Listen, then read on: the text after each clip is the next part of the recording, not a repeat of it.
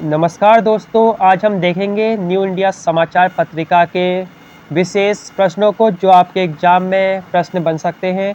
ये पत्रिका भारत सरकार के द्वारा प्रकाशित की जाती है। आइए देखते हैं क्या है खास इसमें आपके लिए। चैनल पर नए हैं तो चैनल को सब्सक्राइब कर सकते हैं। तो अभी हाल ही में प्रधानमंत्री जी ने मन की बात की और यहाँ कुछ पॉइंट हैं जिनका जिक्र प्रधानमंत्री जी ने अपने मन की बात में किया था, तो यहाँ से प्रश्न बन सकते हैं। जैसे वंदे भारत एक्सप्रेस की पहली महिला लोको पायलट कौन है? तो वो है सुरेखा यादव, याद रखना है। सेकंड, आईयूपैक का विशेष अवार्ड 2023 में किसे मिला है? तो वो मिला है साइंटिस्ट ज्योतिमयी मोहंती जी को, याद रखना है, जो कि भाभा एटॉमिक रिसर्च सेंटर की साइंटिस्ट हैं। और आईयूपैक का जो विशेष अवार्ड है वो केमिस्ट्री और केमिकल इंजीनियरिंग के फील्ड में दिया जाता है।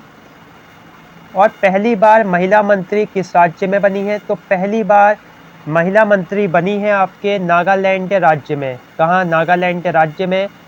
इस बार जो नागालैंड में चुनाव हुए थे, इन चुनावों में 2 महिला विधायक जीत कर आई। पहली बार 2 महिला विधायक कहाँ जीती? नागालैंड में जीती। और इन 2 महिला विधायकों में से एक महिला को बनाया गया है यहाँ मंत्री, याद रखना है। अब जो प्रश्न बनेगा, सियाचिन में तैनात होने वाली पहली महिला अधिकारी कौन है? तो वो है कैप्टन शिवा चौहान, याद रखना है।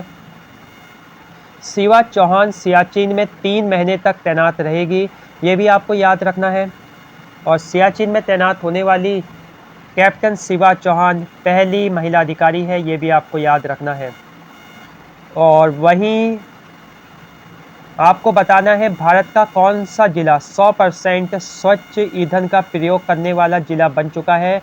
तो वो है दीव, जो कि भारत का पहला ऐसा जिला बन गया है जो दिन के समय सभी ज़रूरतों के लिए 100% स्वच्छ ईंधन का प्रयोग करता है।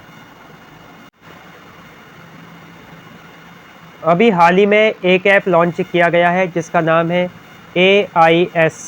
AIS for tax payer. आपको बताना है ये मोबाइल ऐप किसके द्वारा लॉन्च किया गया है? तो ये जो ऐप है जो आपको प्ले स्टोर में मिल जाएगा, ये आयकर विभाग के द्वारा लॉन्च किया गया है, याद रखना है। वहीं भारतीय सेना को फिर से मिलेगा मिलेट्स से निर्मित दैनिक आहार, यानी मोटा अनाज फिर से मिलेगा भारतीय सेना को।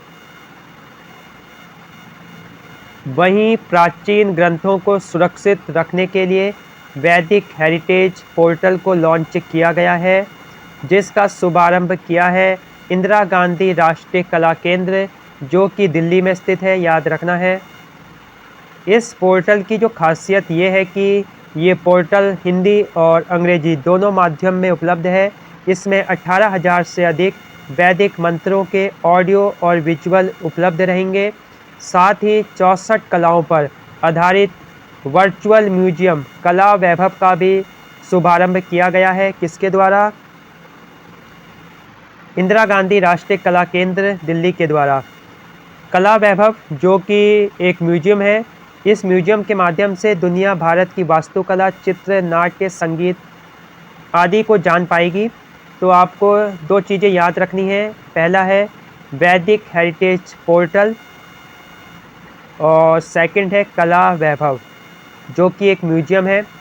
जबकि वैदिक हेरिटेज पोर्टल आपका इसमें 18,000 से अधिक वैदिक मंत्रों के ऑडियो और विजुअल उपलब्ध हैं, जिसका शुभारंभ इंदिरा गांधी राष्ट्रीय कला केंद्र दिल्ली के द्वारा किया गया है। तो आपको ऊपर ये जानकारी होनी चाहिए। पूछा जाएगा कि खेलो इंडिया योजना का शुभारंभ कब हुआ? तो याद रखना है खेलो इंडिया योजना का शुभारंभ 2016 में हुआ है, याद रखना है। प्रश्न बनता ही है योजनाओं से, तो ये प्रश्न भी बन सकता है।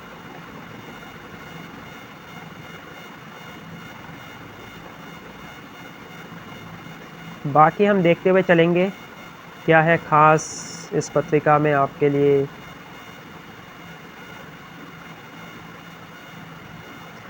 अब जो बहुत ही खास है मिशन कर्मयोगी, आपने नाम सुना होगा मिशन कर्मयोगी। आपको बताना है मिशन कर्मयोगी जो मिशन है, जो योजना है, इसकी शुरुआत किस वर्ष हुई? तो मिशन कर्मयोगी की शुरुआत होती है वर्ष 2020 में। कब होती है? वर्ष 2020 में होती है मिशन कर्मयोगी की शुरुआत। इसका क्या उद्देश्य है? जो इसका उद्देश्य है, इसके लक्ष्य को ध्यान में रखकर सिविल सेवा क्षमता निर्माण को मजबूत बनाना है और राष्ट्रीय कार्यक्रम मिशन कर्मयोगी को 2 सितंबर 2020 को मंजूरी दी गई, फिर इस पर काम शुरू किया गया। इस मिशन का करीब 1.5 करोड़ सरकारी कर्मचारियों को सीधा लाभ पहुंचेगा। इससे सही समय पर सही भूमिका के लिए सही व्यक्ति तैयार करने में मदद मिलेगी। तो ये सिविल सेवकों के लिए है ये योजना। इसके मिशन कर्मयोगी के 6 स्तंभ हैं। ये प्रधानमंत्री के लोक कल्याण के विजन को पूरा करेगी।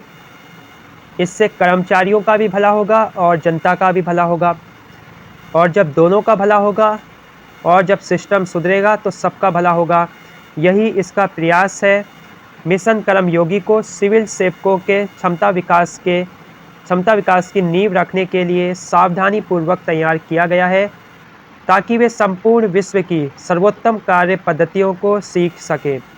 तो मिशन कर्मयोगी के कितने स्तंभ हैं? इसके 6 स्तंभ हैं। आपको याद होना चाहिए।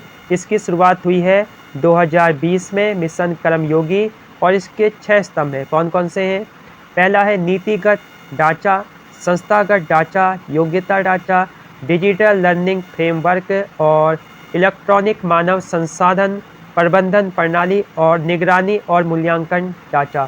तो स्क्रीनशॉट खींच लीजिए और इसको देखिएगा, याद करने की कोशिश करिएगा।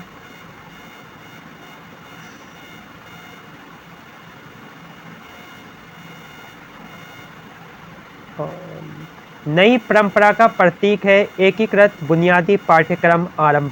अब देखते हैं ये आरंभ क्या है। आरंभ फाउंडेशन कोर्स भविष्य पर केंद्रित एक ऐसा पाठ्यक्रम है जिसमें प्रशासन में व्यापक बदलाव लाने की अपार क्षमता है। ये पाठ्यक्रम राष्ट्र केंद्रित और भविष्य केंद्रित है। ये प्रशासन के इस तरह का व्यापक बदलाव लाने का मार्ग प्रशस्त कर रहा है। तो प्रशासन से संबंधित है आपका आरंभ पाठ्यक्रम।